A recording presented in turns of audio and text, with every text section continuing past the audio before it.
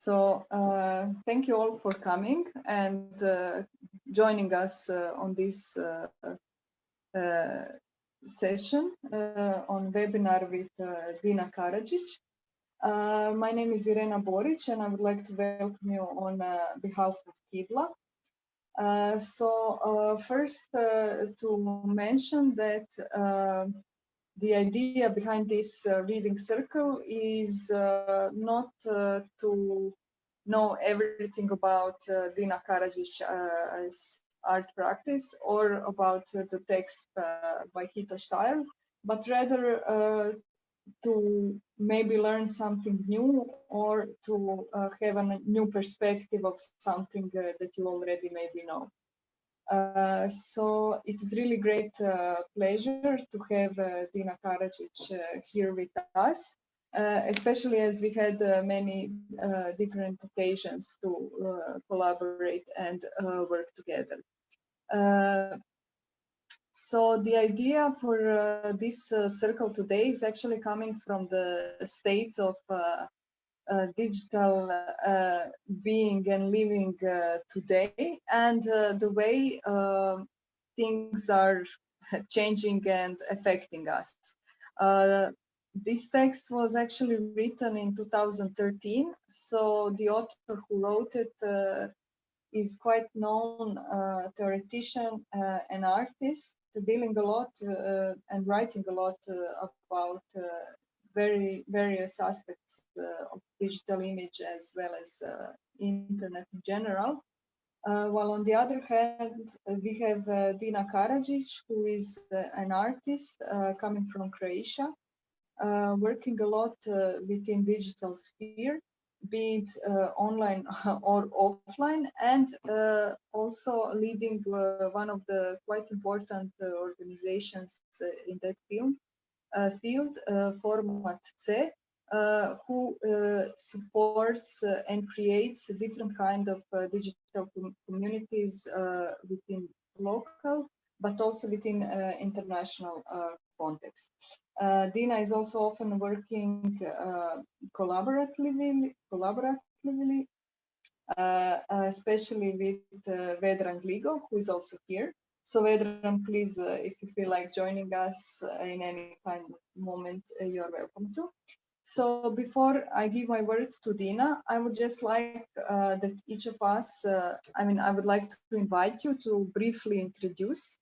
I'm just inviting everybody to briefly introduce, so you don't have to state your whole biography or anything like that, but just simply as stating your name, your pronoun, and do you think is internet dead?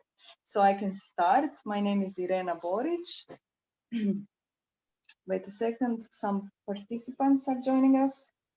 So hello, Jure. So the idea is now to briefly introduce the group that is present with us on the Zoom, because we are the reading group, and if you are, if you wish to speak, you are very much welcome to. But I would just like to ask you to introduce yourself by your name, pronoun, and is internet dead. So my name is Irena Borić, and my pronoun is she, her, and I think internet is not dead. So does anybody else wants to introduce themselves? Hi, I'm Jure. My pronouns are he, him, and I think the internet is the living dead. Okay, I'm Gregor. Well, I go by he, him, but also any other thing I'm ready to experiment. I don't identify under these circumstances. So anyway, what else? I'm researcher of playfulness, and well, the question is if internet was ever alive. That's the question. For example, let's start with it.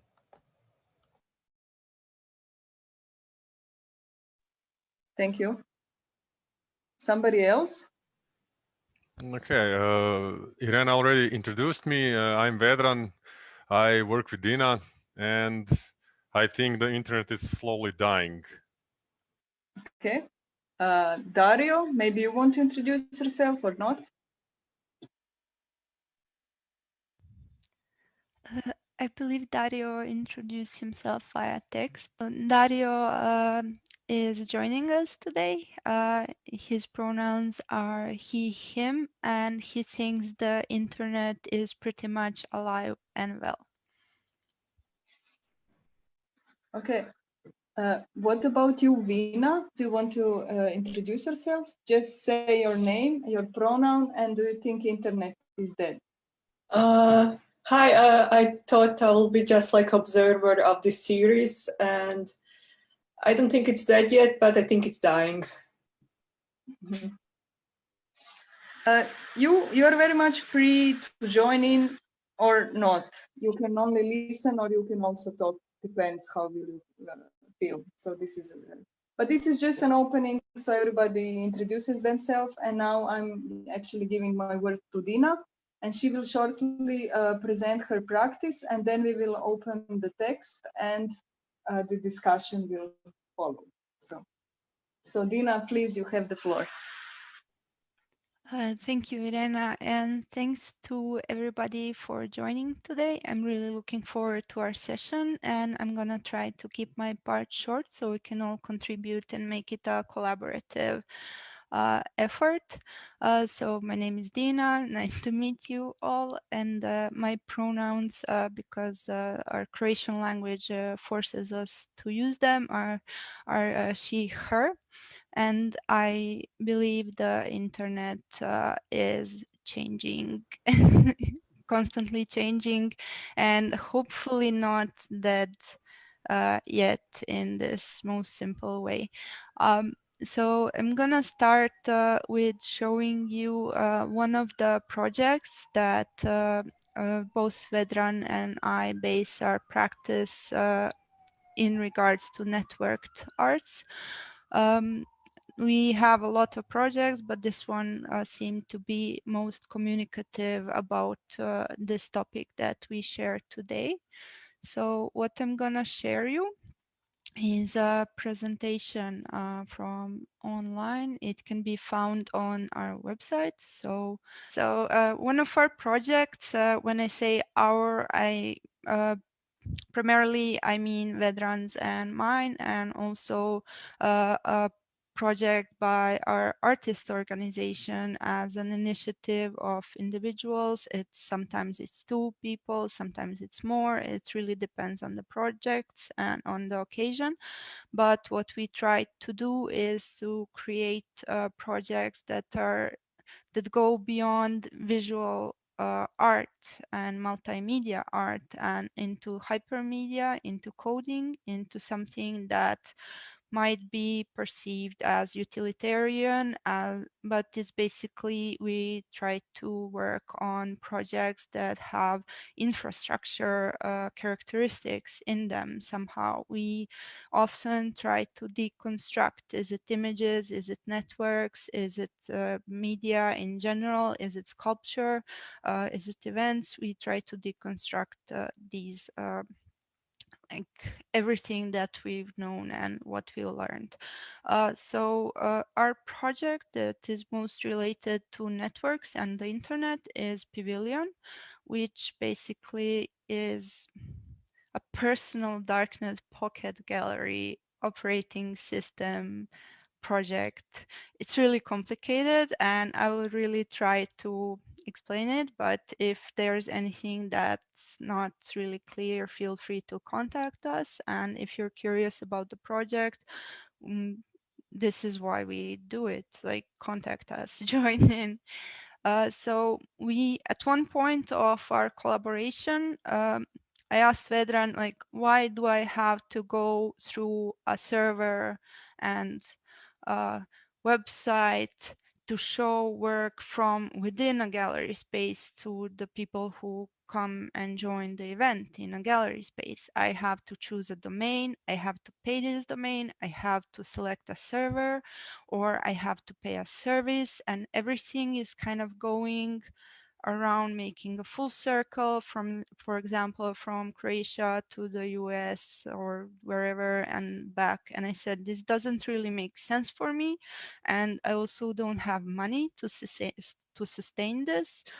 I believe creating new media art at some point was really somehow overflown by ideas that are more of those of the creative sector or corporate sector, and they were not really scaled and optimized to an individual's needs and possibilities.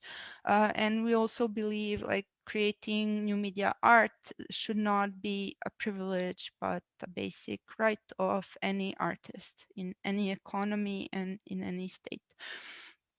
So we thought about how to present this, and because Vedran is a technological wizard who really is really skillful with open source, with GNU Linux, and with any code, basically any project. He thought to make a Raspberry Pi into a small server, but the way it could piggyback on any internet was to use the Tor protocol to show work. That basically meant we created an idea, and this is not a really super unique idea. There's a lot of projects, especially in the open source community, which deal with these kinds of aspects, but we didn't find any that was really point on of everything that we actually needed to make it work in an arts context. So what basically Vedran created for us was a darknet gallery that you could hop on and piggyback onto any physical internet infrastructure and use it to show your work on the darknet. So yeah, this is the reason why we use Tor, and not because it's cool, but of course I don't mind that it's kind of provocative, and it also opens up a lot of questions on notions of legality and of responsibility from the point of an artist. And I would love to mention, and I'm sorry, I don't want to shame anybody. Of course, any question is legitimate, but we get a lot of questions like, isn't Tor illegal? And mostly what I answer to people is that it's not the infrastructure that's illegal. It's if you use it for illegal stuff, then it's illegal. But of course, as everybody knows, for example, Tor and any object or structure or system can be used for good and for bad. And also, if something is illegal, it doesn't really mean that it's not acceptable in a way in the context of, for example, citizen disobedience, whistleblowing, and any positive humanist approach towards information in our age. So how did we do it?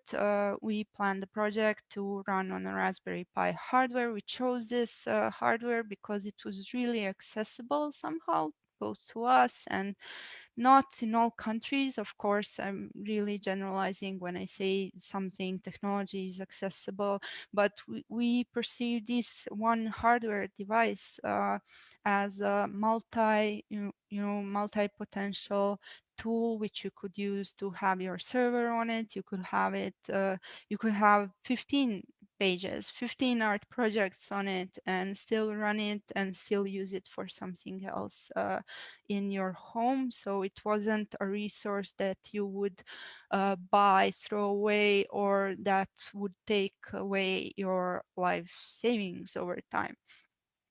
So as you can see, the list of items you need to run, you can also kind of upcycle from an old camera or like use the internet that you have. So I already mentioned like why were we curious to create this project, but there's also an ideological aspect where we literally were physically able to put our art, digital, visual, multimedia art, you are able to put it on Tumblr, on Facebook, on wherever you want, on any service on the internet, if it isn't blocked by your nation's policies.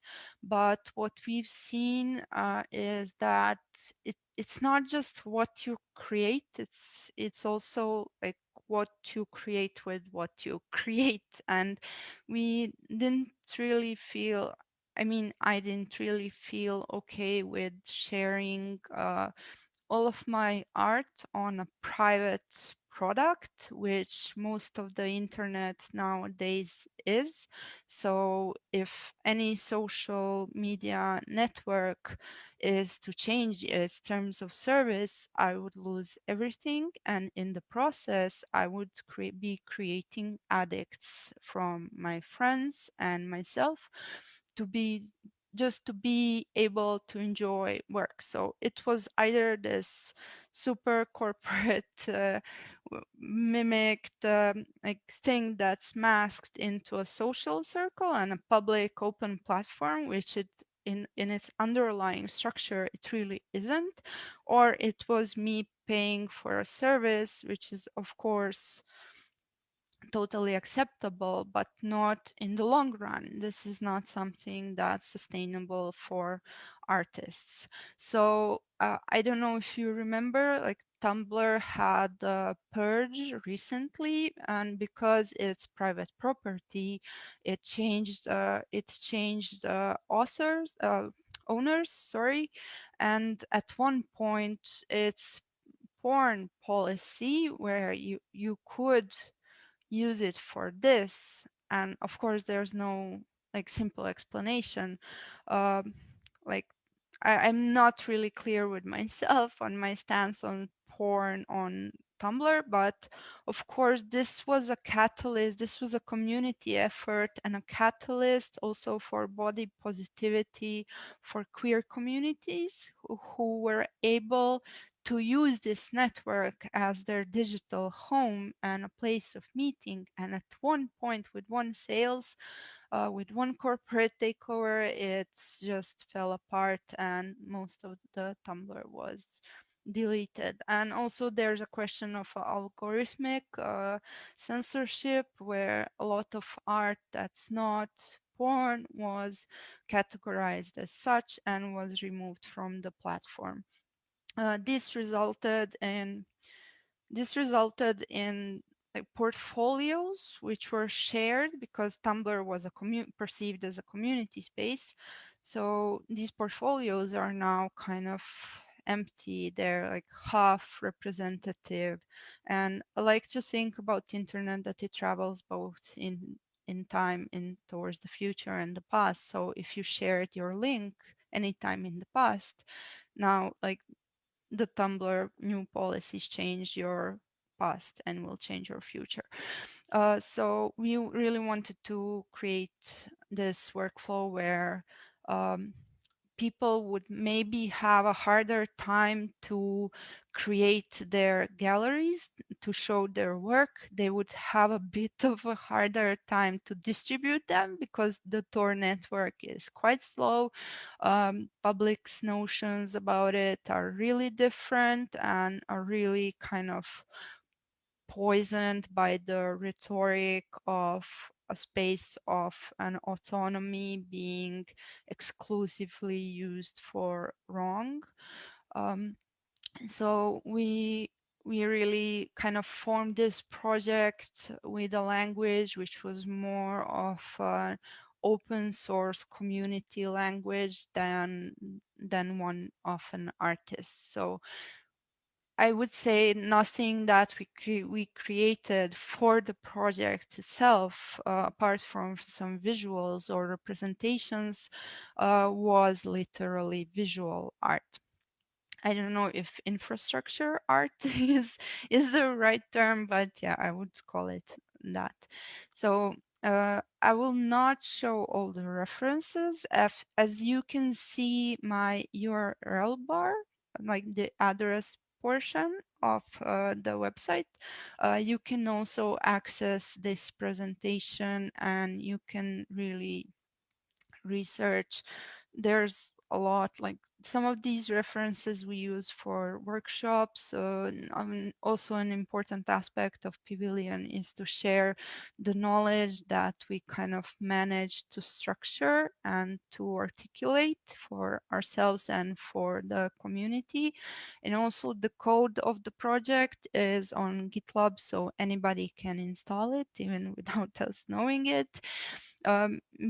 And I believe this part of kind of resharing something that we compiled into one usable, contextually kind of adapt project is really important, because this code, we found portions of code. We are using projects that are sourced by and created by the community, and it's really important to give these also back. So there's a lot of stuff here that we use in a bit of a harder way, but once you go through them, you can maybe can understand the web and multimedia and hypermedia in a bit better.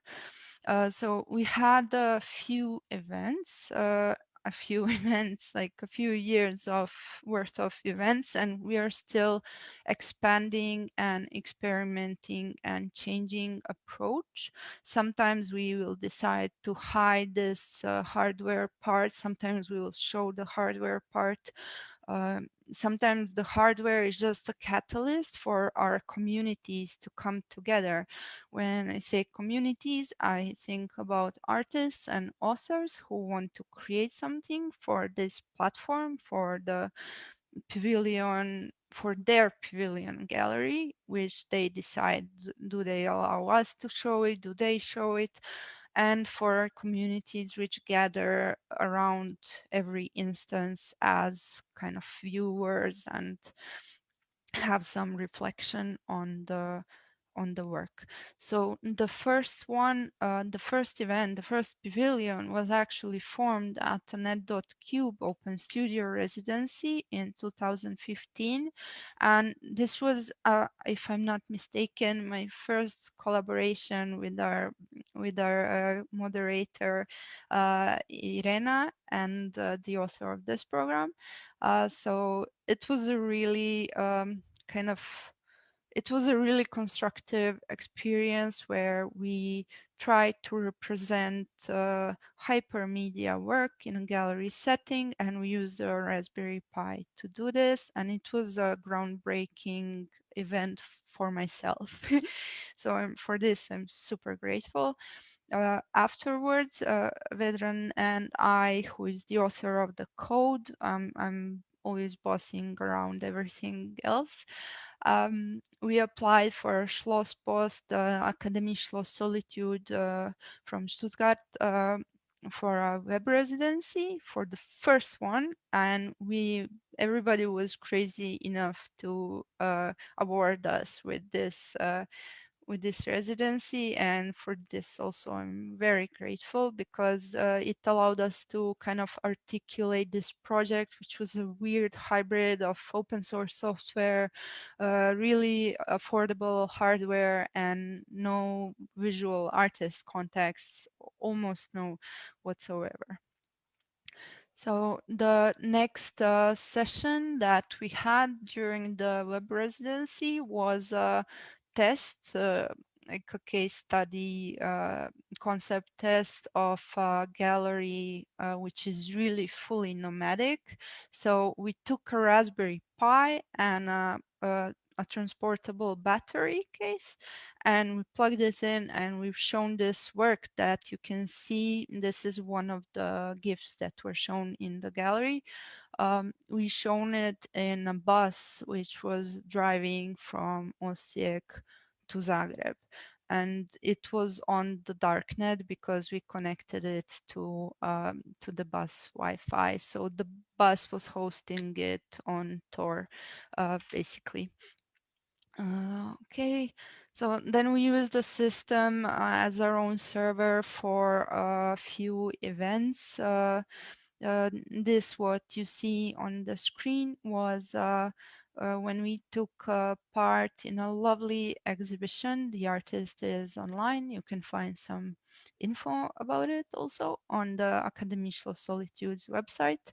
And we had a live performance of reinterpreting visuals from the project Dada Club Online. And it was just, somehow it was a test to see if this small device can handle, if it can handle multiple connections. And every time it's kind of like something between a struggle and practice and an experiment to get these stuff to work.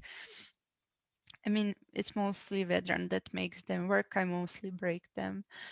So afterwards, we shown the results of this collaborative reinterpretation process, where everybody would upload, download, or remix their images amongst ourselves. We were all doing it, so anybody could join. It was kind of an open platform to reinterpret images from a collection that was digitized for this specific purpose to be reinterpreted.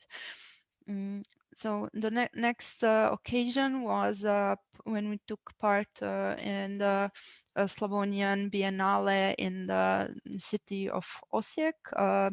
That session was called Borders of Visibility. That Biennale was called that. And we basically were gifted by the curator's trust for us to set up an open repository Raspberry on the darknet from inside of the gallery. So that meant the Raspberry Pi was connected to the gallery's network and was accepting submissions that could be done through the darknet to become part of the exhibition in the gallery space. So yeah, and then we started to experiment with sharing our curatorship somehow.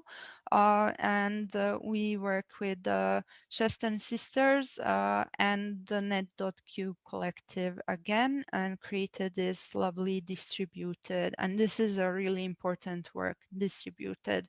It was not centralized or decentralized, like everybody had their own autonomy, and we could have split the devices and still create one concept out of it. What I mentioned, we can also create workshops with this.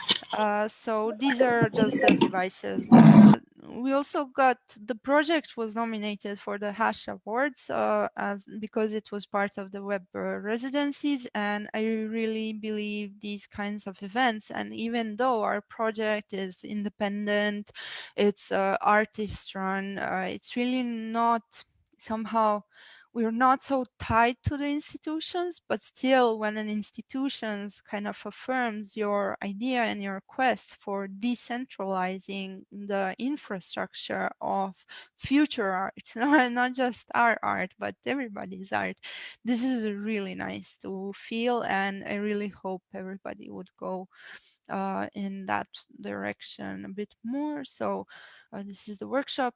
Oh, I love this image. So this is maybe our biggest audience for an artist talk about Pavilion, and it was a really, really lovely discussion that we created around these servers that we set up in a gallery space, and we actually install these wires. So all the wires that you see are hanging from the ceiling. These are like physical, actual power and Ethernet cables, which we decided to kind of put there in everybody's face, just to see, okay, this is a network and this is how it looks like. This is how everything is connected, because we were always trying to find some ways to communicate this work. okay, we have some concepts with like removing ourselves from the casings that are manufactured commercially, and we're gonna put them in sculptures. And we also had an opportunity, and it was really great to be part of a project by the Siva Zona organization in Korčula, where we installed pavilions, and now you understand these are like just Raspberry Pi servers as Wi-Fi hotspots in the public space. So I'm sorry to mention the COVID pandemic, but in this manner, this was really a nice way to communicate artwork, because you would have a chance to show people your art in their devices in an open space. So now we have an exhibition which is set up in the Buksa Club. It's also a Wi-Fi gallery, which you can see from the outside park. So these are all the people that were the artists that were part of the exhibitions. And I hope we extend this table, this list soon, and probably somebody is not mentioned, but we'll try to fix it. And yeah, so with this, I will finish my presentation. There's also a lot of stuff that I didn't share, but I'm gonna stop here. I think I'm already past my time. So thank you for listening. Thank you, Dina, very much for this presentation. Now I wonder if somebody has immediate questions for Dina regarding the work, because if yes, maybe to ask them now and then to open up the text.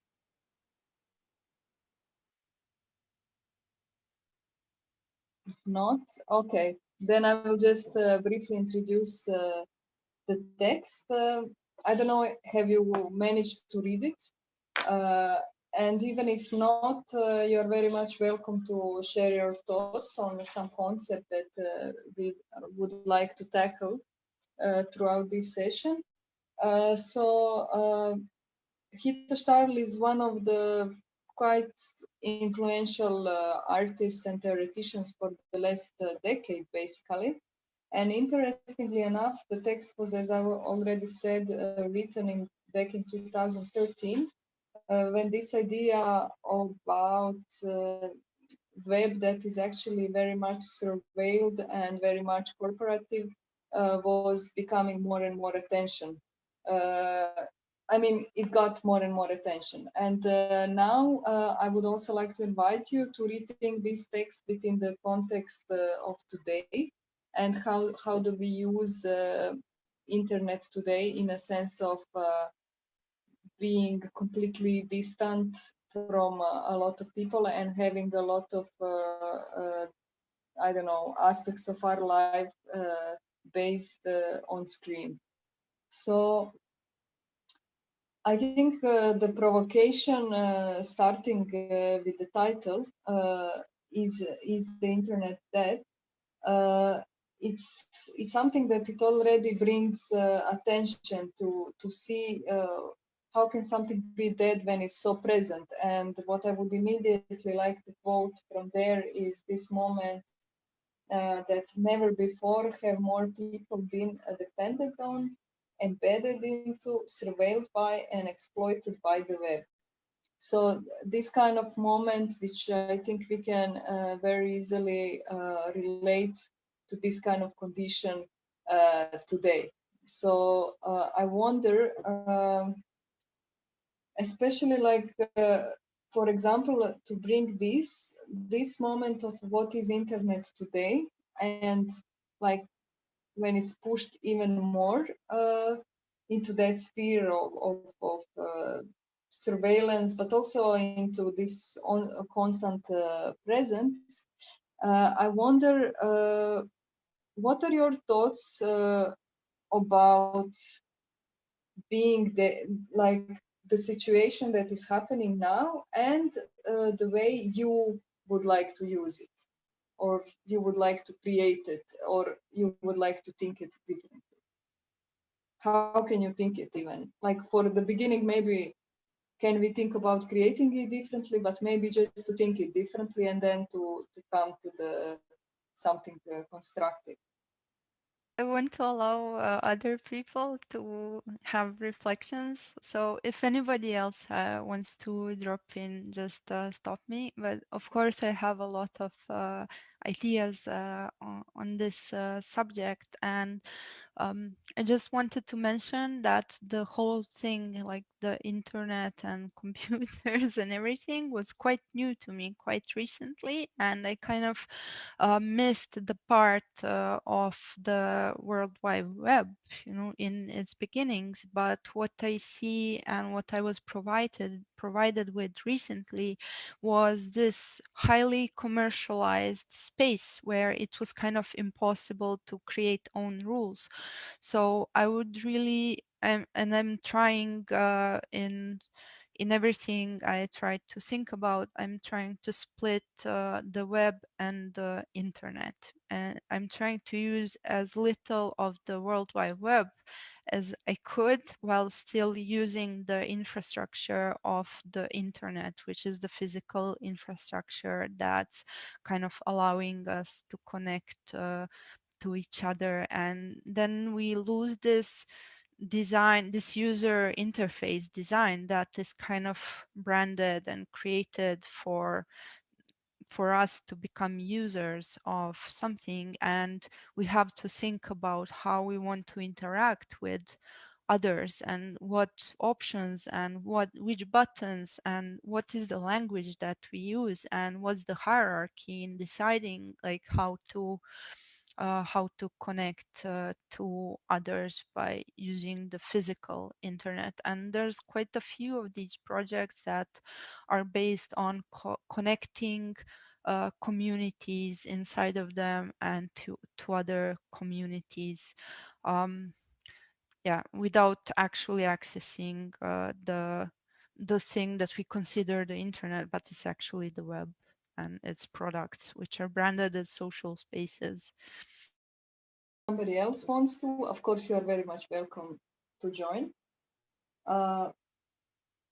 So basically, what I think it's in her focus, and also it's what is very much present from what she writes about, is always this moment, what is happening with an image and what is happening with the representation. So in that sense, she's like, I also read this moment with and a comparison with post-cinema that is also like some kind of reflection or kind of reference to this term of post-internet, the term that was actually coined to address art that is not necessarily that is done when the internet is finished, but rather it is inspired by internet in a sense of something that can, I don't know, be very material within the gallery, but its origin kind of belongs to the digital world. So in that sense, I found it interesting how she connects this moment of cinema and the death of cinema, which kind of she puts it in the middle of the Bosnian War when Jajce was destroyed around 1993. And I found that quite interesting, especially in a sense that for her, these very concrete politically charged events are very much in connection with what's happening with the images and what's happening with the representation itself. So in a sense, I would be curious also to hear how did you read this aspect and this moment was happening with the internet, that the internet is not over, but it is all over. So in a sense, how it spreads all around the place and how is it everywhere? I have something. Please. Yeah. interesting, yes, this term post-internet, because it was thrown around for a while and now it's kind of lost, you know, we don't hear of it so much. And I was always kind of not troubled, but kind of intrigued by the term post-internet, because you also have net art, which is kind of art that is attached to the internet, whereas post-internet, I always considered as being art that is responding or has in itself some sort of condition that is conditioned by the existence of internet. And maybe at the time, maybe in like mid, you know, early 2000s or in the early teens, maybe internet wasn't so prevalent to that extent. So maybe you could point to some art that was, you know, kind of clearly a response to the existence of internet and of networks existing on the internet.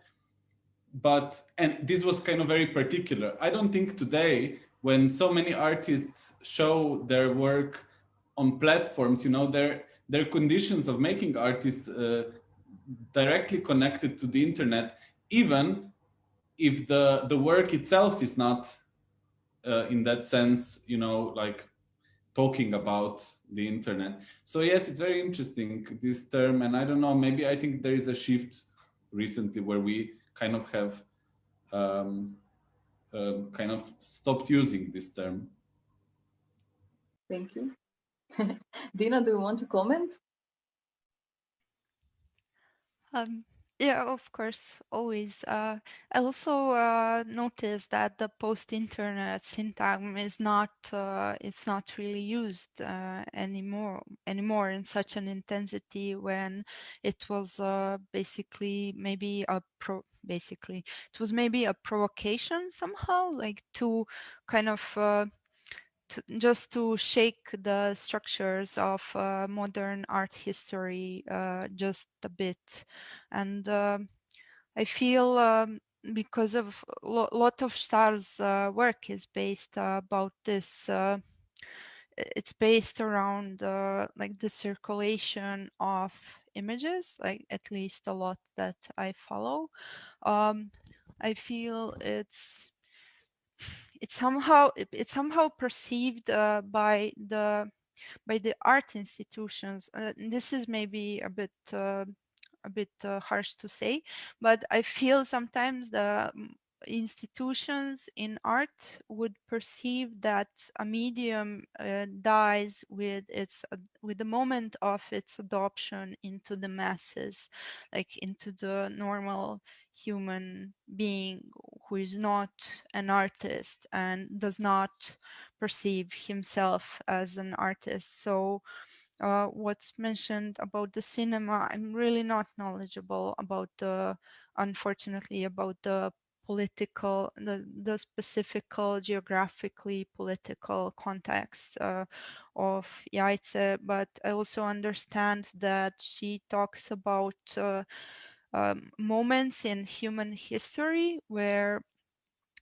a medium has become accessible and democratized in a way. It became able to be used by a lot of people.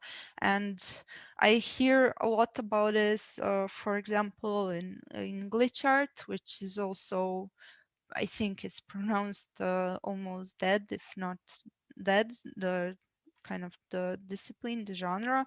But I also see it somehow like the broader kind of audience, not only the artists, adopting a medium, which is maybe the internet and the data in this manner, is maybe a really important step towards evolving our communication and culture in general. But what I also feel is important is these specific constrictions that you could have while trying to build this community, which is able to use a new tool and a new medium.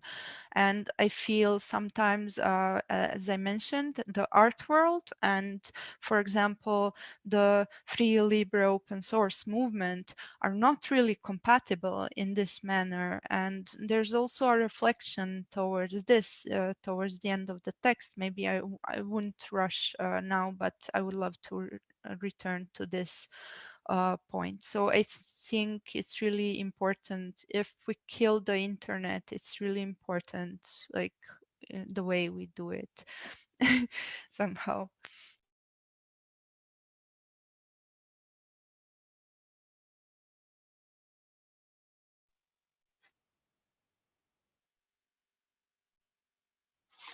I don't see the problem if you come to the end of the text, because I found that it's also quite interesting in a sense of what she is mentioning. So this moment, if one can share a restaurant dish JPEG on Facebook, why not the real meal? Why not apply fair use to space, parks, and swimming pools? Why only claim open access to JSTOR and not MIT or any school, hospital, or university for that matter?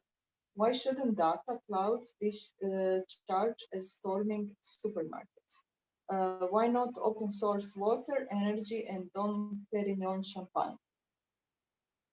So, for example, I think this moment is again, as you already mentioned, that this moment of circulation of images and how they are going around and so on. And then also, of course, it's her famous text about the poor image, the image that has this low quality and so on. And there are, of course, so many other concepts that are present, but what I like about this text is actually that she ended it with this, that it kind of addresses this aspect that is what is actually problematic with it. If the problematic, it can also be read because it's only about the representation, and then there is not the real context. It's again the way the internet is used. As you are mentioning, for example, to use the infrastructure, but I see the way she's talking about it is she talks about it to use it more for this moment of visual representation, and through that, I think this is the most present aspect that she's actually discussing about. Yeah. I don't know if anybody wants to pop in. Okay. No, you are very much welcome to. Okay. Yeah, just stop me. I'm okay with stopping anytime.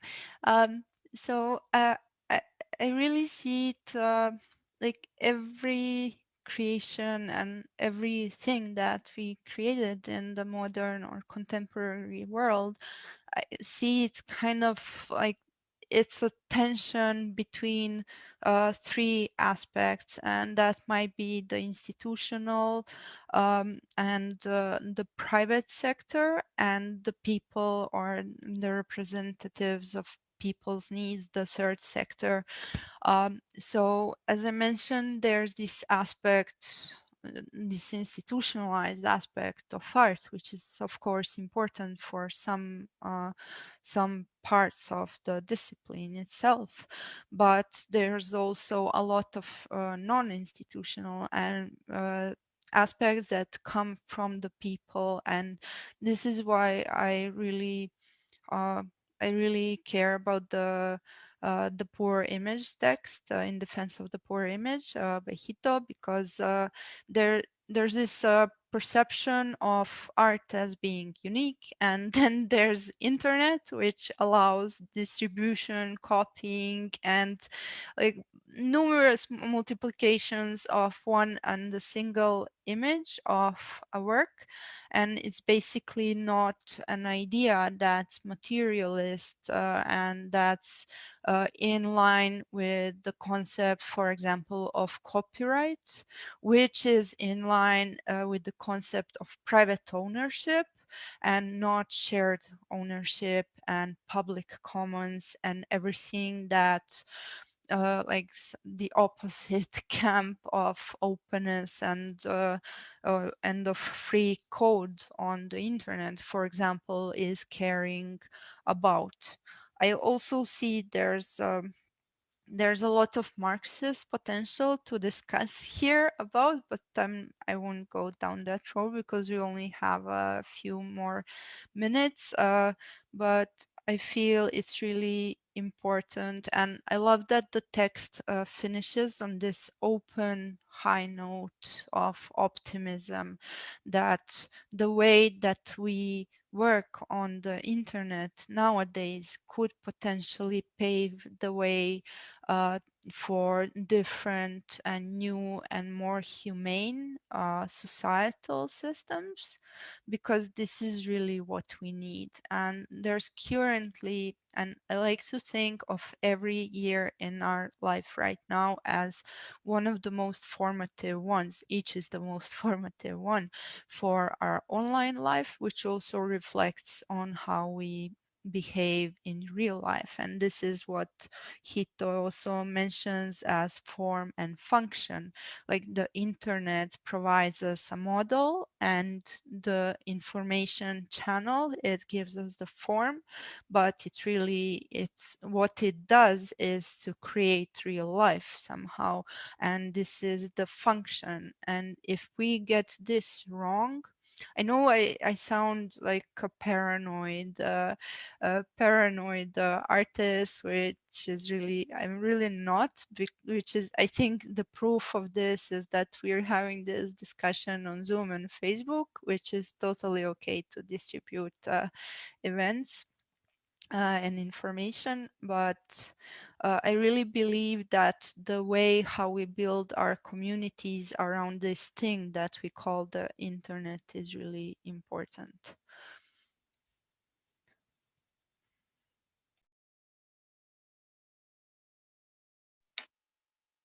Thank you, Dina. If somebody else wants to say something. It's very difficult because we are all on Zoom. Otherwise, we would be live in a circle, and it would be much easier to read people's faces and ideas if somebody would like to share something or not. So I'm sorry, I have to ask all the time.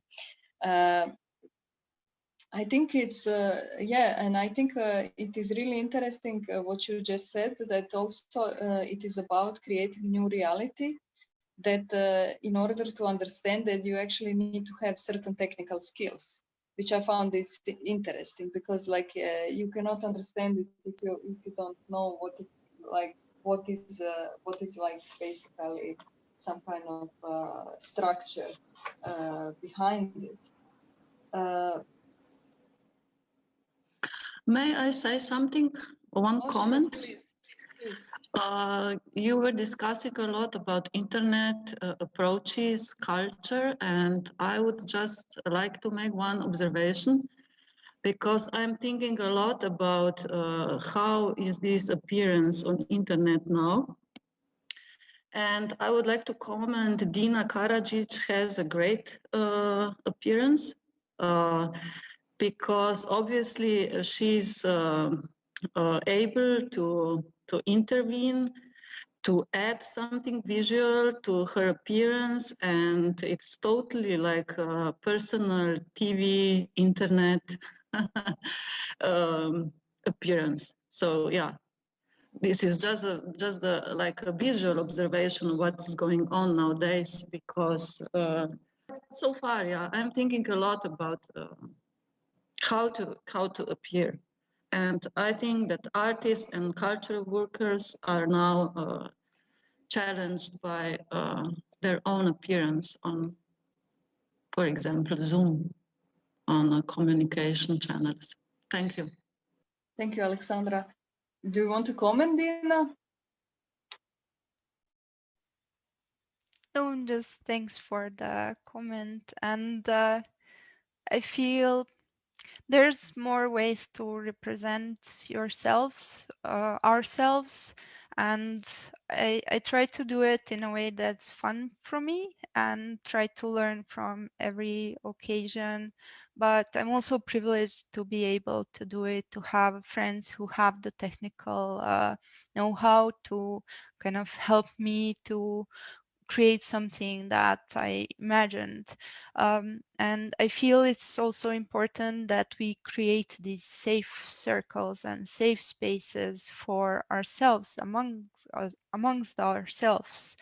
And this is where like collaborative creation and experiment would come in, and we really try to create this atmosphere of openness and of an artist experiment where we can collaborate with more people, and maybe we don't create anything in the end, but we will create a lot of experience for each other and a bit of knowledge and a bit of more understanding of the structures that we want to work on or need to work on.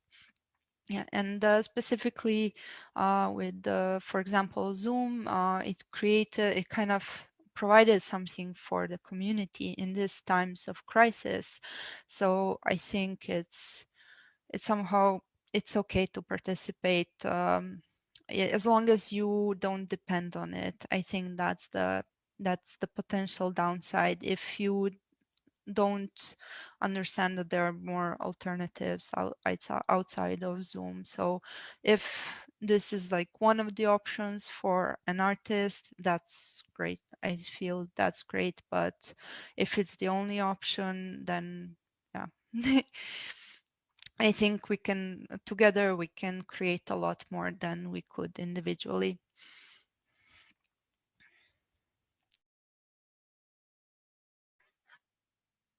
Okay, thank you. If somebody else has a comment or something to share.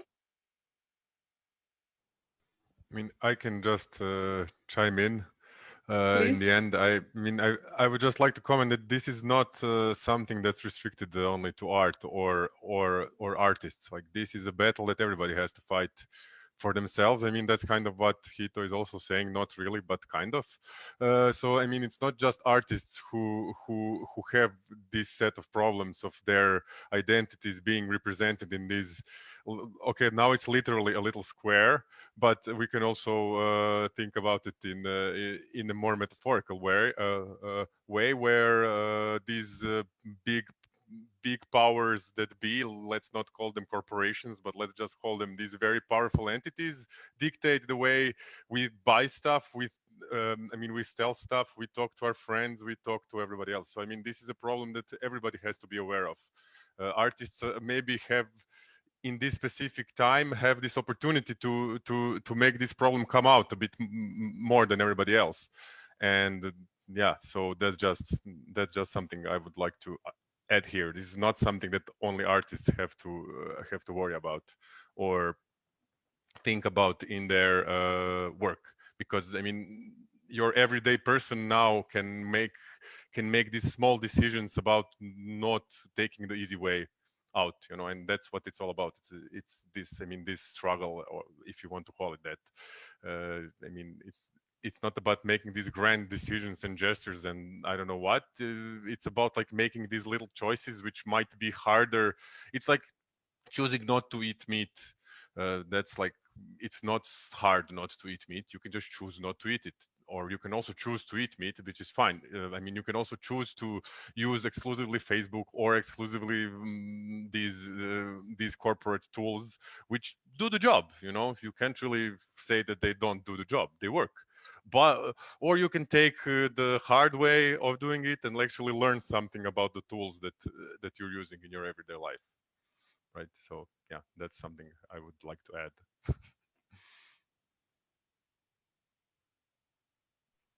Thank you, Vedran.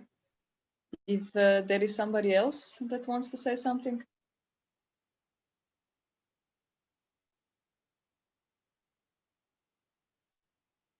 So, if not, sorry, nobody heard me, right? If there is somebody else, they want to say something. Maybe I would just thank everybody for their contributions, and yeah, it was nice to meet you and in this virtual space, and I really hope yeah, we get to create, all of us, we create something that we can, we learn something, and if we can help, let us know. Like, our contacts are all over the internet and everywhere. And that's about it. I had a nice time, and bye.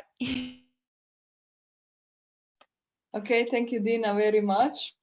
I think we kind of we just put a little, just few points from the text. I think we haven't touched so much, but still we have some time that is here, and I think it's okay to use it wisely. So thank you very much, everybody, for coming. Thank you very much, Dina, for being with us and for presenting and discussing. And thank you, Vedran, as well, and everybody else. So have a good night.